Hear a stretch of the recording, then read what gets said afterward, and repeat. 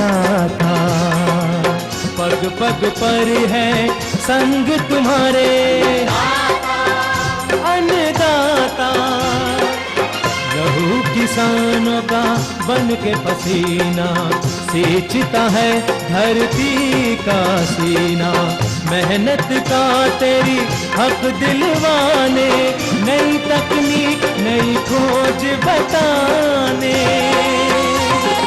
पशुधन को गुणवान बनाना, पौध सुरक्षा को सिखलाना, खेती के सब गुर समझाने, भारत का सरताज बनाने। आठों पहर है संग तुम्हारे अन्नदाता, अन्नदाता। नमस्कार, मैं शालिनी आप सभी दर्शकों का अन्नदाता कार्यक्रम में स्वागत करती हूं। हर रोज की तरह आज भी हम कार्यक्रम में लेकर के आए हैं खेतीबाड़ी से जुड़ी हुई बहुत सी लाभकारी जानकारियां। तो चलिए सबसे पहले देखते हैं कि क्या है विशेष आपके लिए आज के कार्यक्रम में। शिमला मिर्च की खेती एक कृषक के सफलता की कहानी।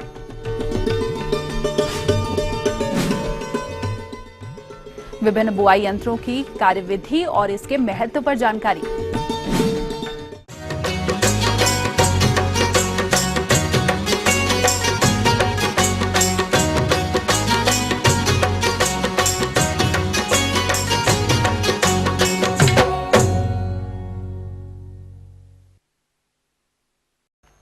शिमला मिर्च की मांग हमेशा बनी रहती है। इसी को देखते हुए किसान भाई इसकी खेती बड़े पैमाने पर करने लगे हैं। हमारे बीच ग्राम सदमा जिला रांची के प्रगतिशील गंसू महतो मौजूद हैं, जो कि मल्च और ड्रिप लगाकर वैज्ञानिक पद्धति से शिमला मिर्च की खेती करते हैं और प्रति एकड़ हर क्षेत्र से अच्छा उत्पादन लेकर लाखों की आय कमा रहे हैं। तो किसान भाइयों, आइए मिलते हैं उन्हीं से और जानते हैं उनकी सफलता की कहानी उन्हीं की जुबानी।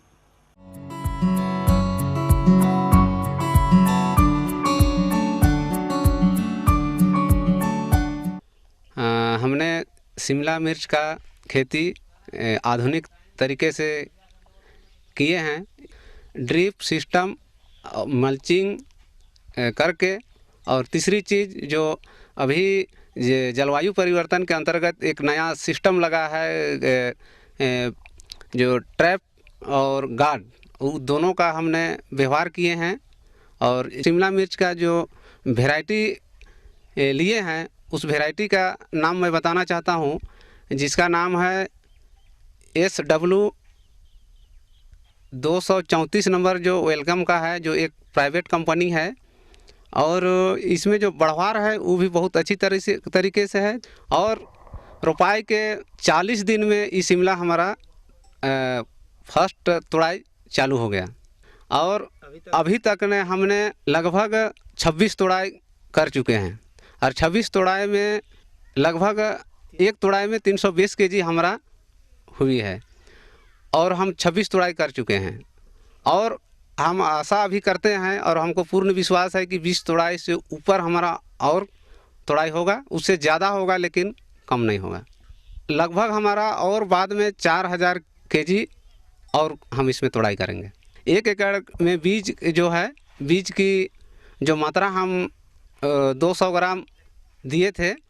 लगभग मेरा जो खर्च आया था 16,000 रुपया था। नर्सरी में मैं पौधा तैयार किया, उसमें 400 रुपया का जो नर्सरी में हम खर्च किए।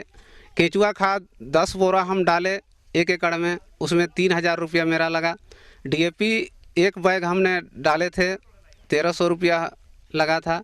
NPK जो ड्रिप के माध्यम से हम चलाते हैं, वो खाद हमने 16 kg लगाए, जो एक दिन छोड़ के दूसरा दिन हम डालते थे, जो 19,020 रुपया का हम लागत हमको आया।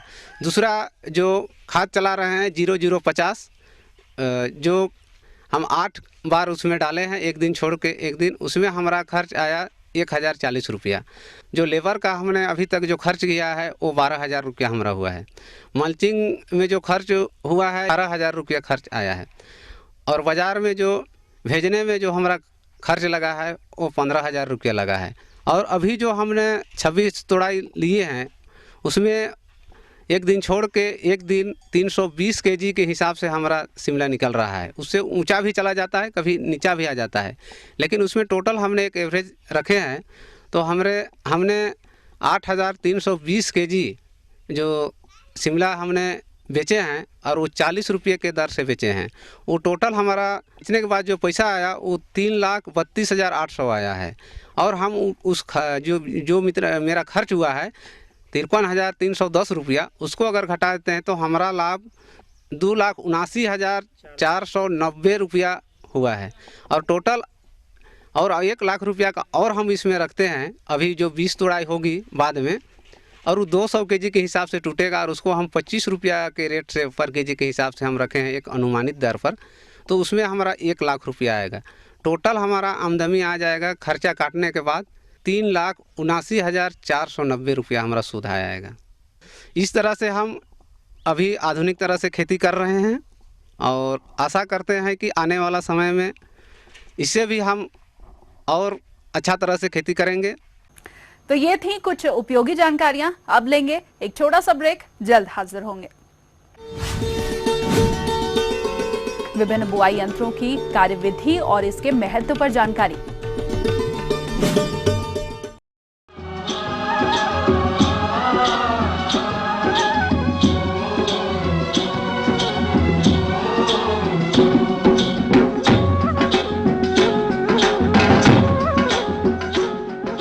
ब्रेक के बाद एक बार फिर से आप सभी दर्शकों का स्वागत है और चलिए अब रुख करते हैं अगली कड़ी की ओर।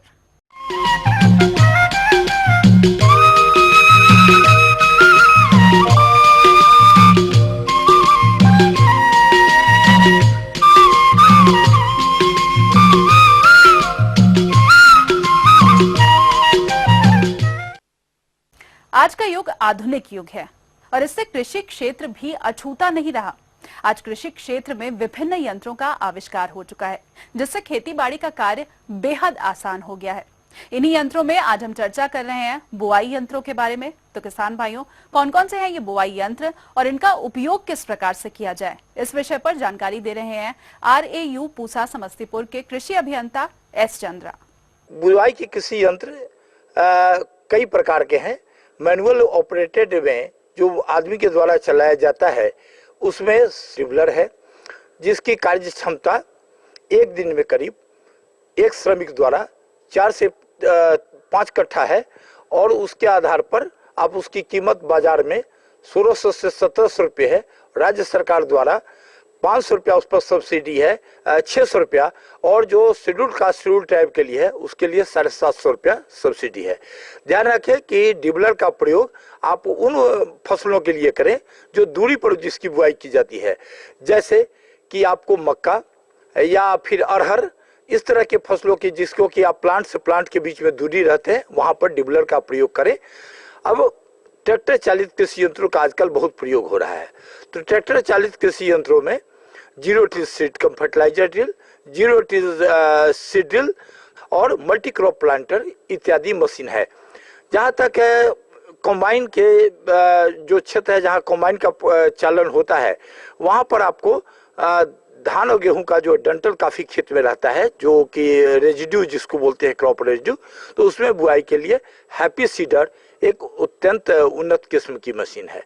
अब आपको जरा स्पष्ट करना चाहेंगे कि 0 till seed cum fertilizer drill और फर्टिलाइजर ड्रिल में अंतर क्या है। सीड कम फर्टिलाइजर में आप देखेंगे दोनों मशीन करीब करीब एक है, फंक्शन उसका एक है, सिर्फ जिसमें नुकीला फार रहे उसको 0 till seed cum fertilizer drill कहते हैं, और जिसमें कल्टीवेटर के तरफ फार रहे उसको सीड कम फर्टिलाइजर ड्रिल कहते हैं। आपको ध्यान देना है कि जहां पर आपकी मिट्टी खेत के जुताई किए हुए हैं तो सीड कम फर्टिलाइजर ड्रिल का प्रयोग करें, और 0 टिल का प्रयोग वहां होता है जहां की जमीन की जुताई नहीं की गई हो उस अवस्था में। लेकिन ध्यान रखें, अगर आपके पास 0 till seed cum fertilizer drill है तो उसका प्रयोग आप जुताई के खेत में भी कर सकते हैं, आप बिना जुताई वाले खेत में भी कर सकते हैं। अगर जुताई किए हुए खेत में आप 0 टिल सीड ड्रिल का प्रयोग करते हैं तो यह मुख्यतः सीड कम फर्टिलाइजर ड्रिल के तरह बिहेव करता है और इससे आपको कहीं कोई हानि नहीं है। तो हमारे किसान भाई पहली बात तो ध्यान रखें, जब उनको खरीदना हो तो यथासंभव 0 till seed cum fertilizer drill का प्रयोग करें। अगर आपकी हल्की मिट्टी है, जहाँ पर कड़ी मिट्टी है और वहाँ पर जुताई के बाद करना है तो सीड कम फर्टिलाइजर ड्रिल का प्रयोग करें। Zero till seed cum fertilizer drill का की कीमत बाजार में करीब 50 से 60 हजार रुपये के बीच में आती है, विभिन्न कंपनियों की है। इसकी कार्य क्षमता एक दिन में बिहार के सिचुएशन में करीब 2 से 2.5 हेक्टेयर प्रतिदिन है 8 घंटे में, और इस पर सरकार द्वारा 30,000 अनुदान है शेड्यूल्ड कास्ट शेड्यूल्ड ट्राइब सामान्य वर्ग के लिए, और शेड्यूल्ड कास्ट शेड्यूल्ड ट्राइब के लिए इस पर 40,000 सब्सिडी है। पोटैटो प्लांटर का भी प्रयोग आप कर सकते हैं। पोटैटो प्लांटर का प्रयोग हमारे किसान जो करते हैं उससे आलू की खेती में उपज काफी 20% उपज उसकी बढ़ जाती है। पोटैटो प्लांटर की कीमत 50 से 55 हजार रुपया है, और इस पर सामान्य वर्ग के लिए सब्सिडी 20,000 रुपये, और शेड्यूल्ड कास्ट शेड्यूल्ड ट्राइब के लिए इस पर सब्सिडी 30,000 रुपया है सरकार की तरफ से। आप ध्यान रखें कि पोटैटो प्लांटर हो, शुगर केन प्लांटर हो, इस सब की कार्य क्षमता बिहार में एक दिन में 2 से 2.5 हेक्टेयर प्रतिदिन है 8 घंटे में, क्योंकि छोटे छोटे प्लॉट्स हैं। आप कागज में तो बहुत ज्यादा कहीं पर किताब में लिखे देखेंगे, लेकिन वह बड़े प्लॉट के सिचुएशन में है, यहाँ पर उसकी क्षमता कम हो जाती है।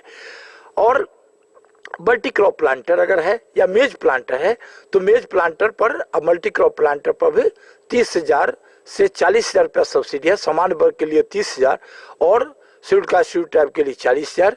इस पर भी आपको इसकी कार्य क्षमता भी वही 2 हेक्टेयर प्रतिदिन के आसपास है। हमारे किसान भाई शुगर केन कटर प्लांटर पर जो सब्सिडी है 20,000 सामान्य वर्ग के लिए और 30,000, और ये मशीन शुगर केन के जो उत्पादक किसान हैं उनके लिए काफी लाभप्रद है। एक बात थोड़ा मैं और आप लोगों को बतला देना चाहता हूं कि नॉर्मली प्लांटर और सीड ड्रिल में क्या फर्क है। तो जो मशीन प्लांट से प्लांट के बीच की दूरी मेंटेन नहीं करे, लगातार सीड गिरावे, उसको सीड ड्रिल कहते हैं, और जिसमें प्लांट से प्लांट के बीच की दूरी एक कतार में उसमें मेंटेन होता है, उसको आप प्लांटर कहते हैं। तो आपका हैप्पी सीडर भी सीड ड्रिल के कैटेगरी में है, मेज प्लांटर प्लांटर के कैटेगरी में है, शुगर केन प्लांटर प्लांटर है। तो इस प्रकार से आप प्लांटर और सीड ड्रिल में भेद कर सकते हैं। जहाँ तक अनुदान की राशि का प्रश्न है, आप कृषि विभाग के वेबसाइट पर विभिन्न कृषि यंत्रों के लिए राज्य सरकार द्वारा स्वीकृत अनुदान को देख सकते हैं। आगे और भी है कुछ रोचक जानकारियां, पर यहाँ पर रुकेंगे एक और कमर्शियल ब्रेक के लिए, जल्द हाजिर होंगे। अच्छे उत्पादन हेतु मटर की उन्नत किस्में और बुवाई तकनीक।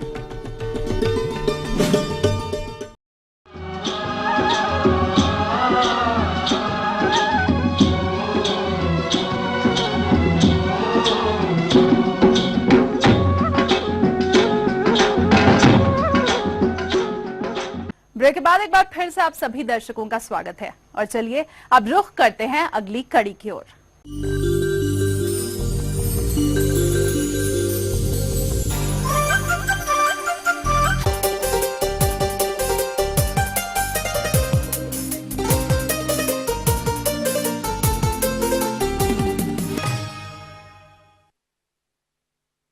मटर की खेती किसान हरी फली और दाने हेतु करते हैं, और अभी इसकी बुआई का उत्तम समय चल रहा है। तो जो किसान भाई इसकी बुआई करने जा रहे हैं, वो इससे अच्छे उत्पादन के लिए कौन कौन से प्रबंधनों को अपनाएं, इसकी जानकारी दे रहे हैं कृषि अनुसंधान केंद्र जिला पटना के विषय विशेषज्ञ डॉक्टर राकेश कुमार।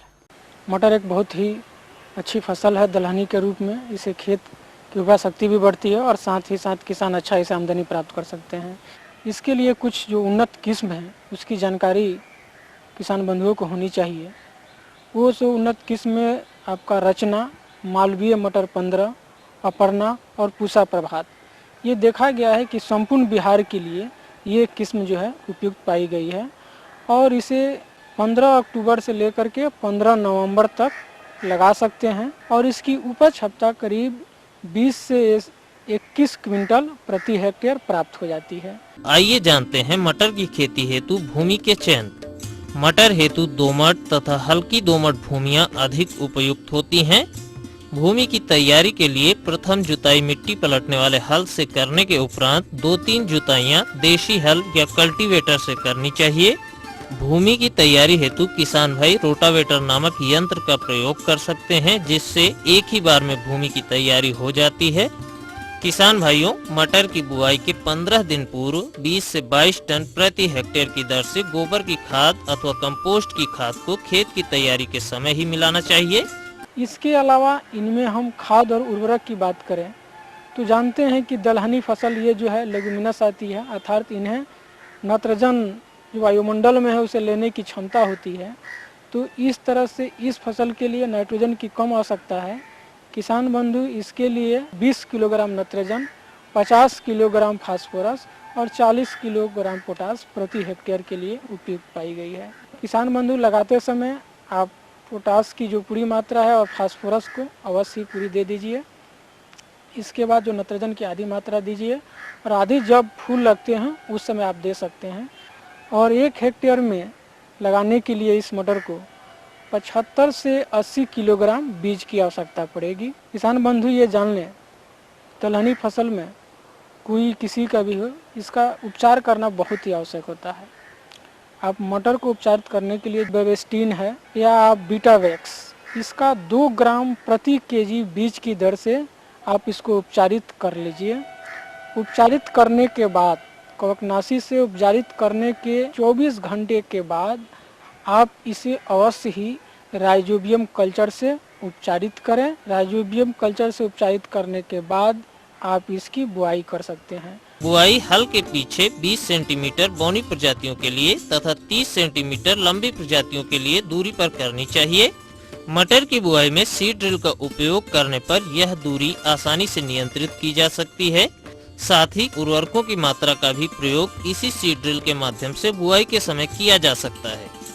बुआई के उपरांत पेंडीमेथिलीन दवा 30 EC 1 से 1.25 लीटर प्रति हेक्टेयर 800 लीटर पानी में घोल बनाकर बुआई के 3 दिनों के अंदर जमाव होने से पहले छिड़क दिया जाता है। ऐसा करने से आपकी फसल लगभग 40 दिनों की अवस्था तक खरपतवार मुक्त रहती है। अगर किसान बंधु मटर को पहली कवकनाशी से, फिर आपको कीड़े मकोड़े से बचाव के लिए और राइजोबियम इस तरह से उपचारित कर लेते हैं तो देखा गया है कि उसमें बीमारियां नहीं लगती हैं, कीड़े मकोड़ों का प्रकोप नहीं के बराबर होता है और अच्छा जो है फल बनते हैं, जिससे मार्केट प्राइस उसको अच्छा मिलती है।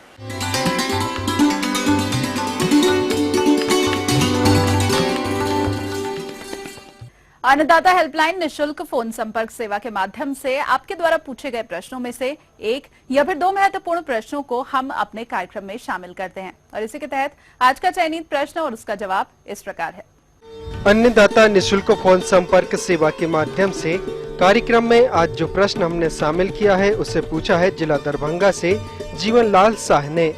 यह मछलियों के आहार प्रबंधन पर जानकारी चाहते हैं। तो जीवनलाल जी, आपकी जानकारी हेतु प्रस्तुत है कार्यक्रम का यह अंश।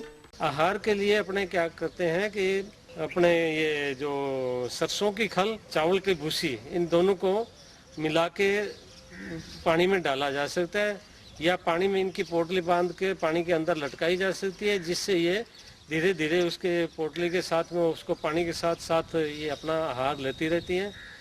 तो ये बहुत जल्दी ही इनका अपने आकार में बढ़ने लगती है।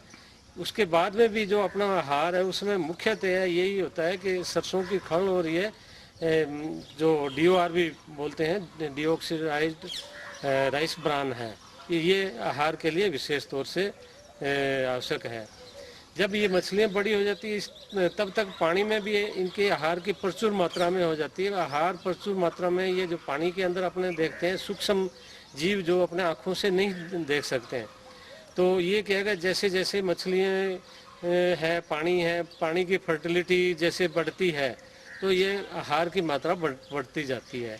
अगर इसमें आहार की मात्रा और बढ़ानी है तो अपने इसमें कोई भी पशुओं का जो गोबर या मुर्गियों के बीट वगैरह डाल देते हैं, जिससे पानी की ये फर्टिलिटी बढ़ेगी, तो ये आहार मछलियों का और ज़्यादा बनेगा, जिससे मछलियाँ और ज़्यादा। हमारे ये इस तालाब में हमने तकरीबन 3000 मछलियों के बीज डाला था। मछलियों के साथ अगर अपने मुर्गी पालन या बतख पालन करें वो भी बहुत फायदे का होता है। अगर अपने मछली पालन मुर्गियों के साथ करेंगे तो जो मुर्गियों की भीटें हैं, जिसमें प्रोटीन की मात्रा जो यूरिया होती है, यूरिया एक प्रोटीन का सोर्स है, उसको खाती रहती है और मुर्गियाँ बढ़ती रहती है। इसमें मछलियों का बहुत जल्दी बढ़ती है और उसके साथ में पानी की फर्टिलिटी भी, जो मुर्गियों या बतखों की मीट से पानी की फर्टिलिटी बढ़ती है। पानी की फर्टिलिटी बढ़ने से ये जो सूक्ष्म जीव हैं पानी में वो और पैदा होते हैं, जो बतखों के लिए भी बहुत आवश्यक है और मछलियाँ उनको खा के बहुत जल्दी अपनी ग्रोथ करती रहती है।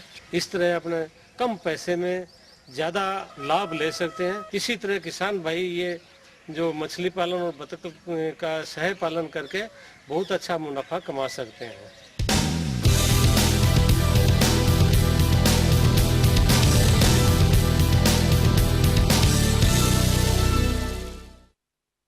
राज्य के विभिन्न मंडियों में कृषि उत्पादों के चढ़ते उतरते बाजार भाव की संक्षिप्त जानकारी इस प्रकार है।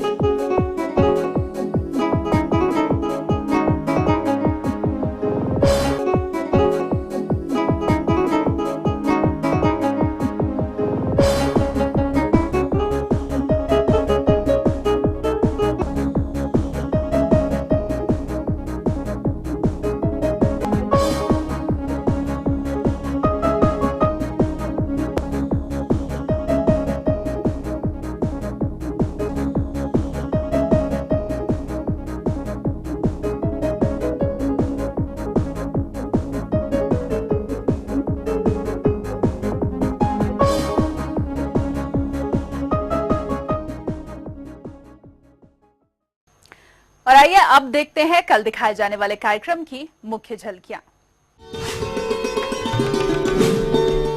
शिमला मिर्च की खेती एक कृषक के सफलता की कहानी। किसान अपने स्तर पर कैसे तैयार करें प्रोट्रे में सब्जियों की नर्सरी।